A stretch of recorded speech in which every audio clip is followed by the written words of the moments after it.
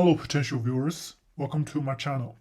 The 2017 Ghost in the Shell movie was not a success.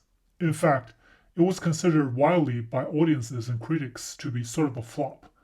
And it also came with a controversy that the studio dared putting Scarlett Johansson as the main character, even though the main character can literally be any race or ethnicity, and the original anime did not specify her race. Similar reactions also arose during the days of Dragon Ball Evolution, as the main character Goku was portrayed by a white male character. The only Asian character was Master Roshi, portrayed by Chow Yun-fat, and even he could not pull off an acceptable performance with such a garbage of a script.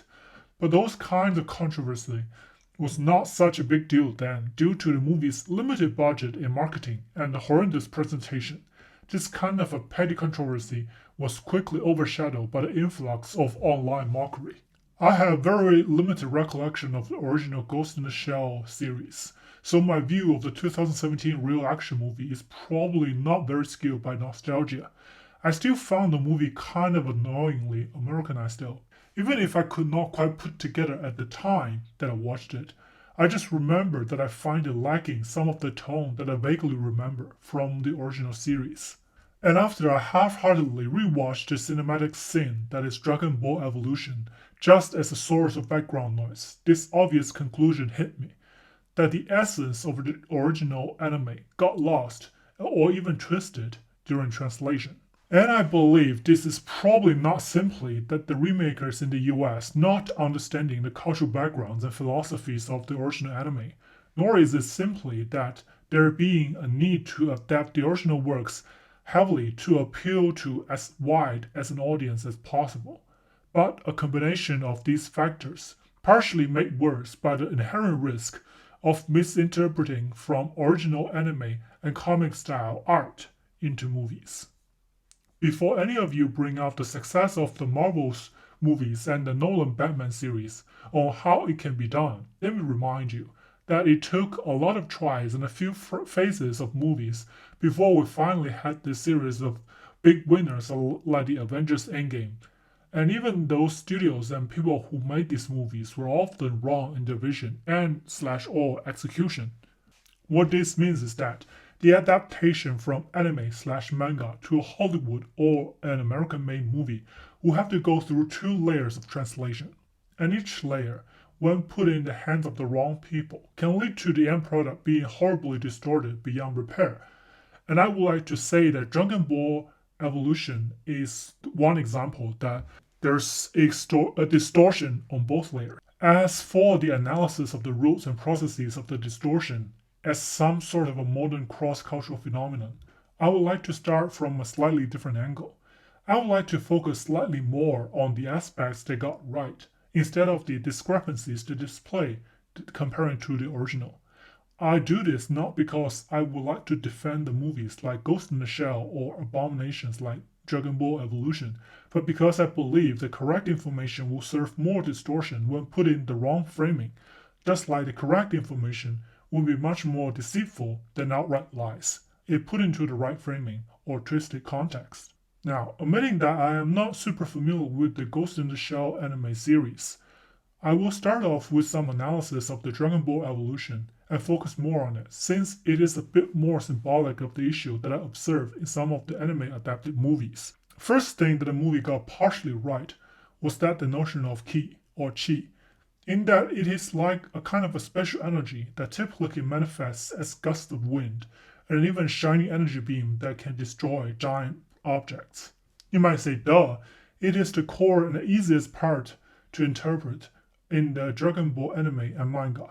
But let me be clear, for superhero and superhero-like movies, it is imperative that they try as hard as possible to nail the presentation of the power structure. And to be fair, the original manga and anime did not fully explain the mechanism of ki, though this is because it already carries a certain level of cultural undertone, since it is pretty prevalent in Eastern Asian culture. The addition of the ki healing power into the movie was very likely a mismatch between the maker's misunderstanding of ki and their understanding of what ki is like in the Dragon Ball series. Ki in many Eastern Asian folklores and pop culture products does have healing properties, just not in Dragon Ball, thus constituting an example of correct information in the wrong framing. The next thing that the Dragon Ball Evolution movie got right was that the vicious fight for the Dragon Ball, again, since it was always the center of the manga as well as the anime, and it is extremely simple as well. There are a set of treasures that grant you wishes. Who would not want that? But the wrong framing comes in again. In the original manga and anime, there are more people fighting for the Dragon Balls, including warlords and lone thieves, thus showing that they are highly sought after, and the main character Goku just happened to got dragged and fooled into this first adventure, instead of actively seeking like it is in the movie. And this is one of the key factors where the main character's personality is misinterpreted. The young Goku in the manga and anime was a naive and playful boy with a heart of gold and has no clear goal in life. But in the movie, his joining the adventure after Gohan's death reflects a poor attempt at trying to pigeonhole the character of Goku into a classic superhero/teen movie trope and cliché. Now let's be done with Dragon Ball Evolution, and let's talk a bit about the Ghost in the Shell movie. One thing that I noticed the 2017 movie got right was that the main character's existential angst due to her being someone with only a human brain and a full android body, and her relentless pursuit in justice as a member of the future police force. Scarlett Johansson delivered a pretty good performance as the main character, and the movie did do a relatively good job on recreating the atmosphere that at least did not give me any sense of disloyalty to the original material. Again, granted that I am not very familiar with the original material. But what the movie kinda got wrong, in my humble opinion, is that the main character's monologue during the final fight scenes, stating that she wants to serve justice. This is where one of the most obvious disconnect of tone for me. Now, let me be more clear. It is not that the idea of the main character pursuing justice being wrong. It is the idea that she had to say it to the bad guy, and that sets me off.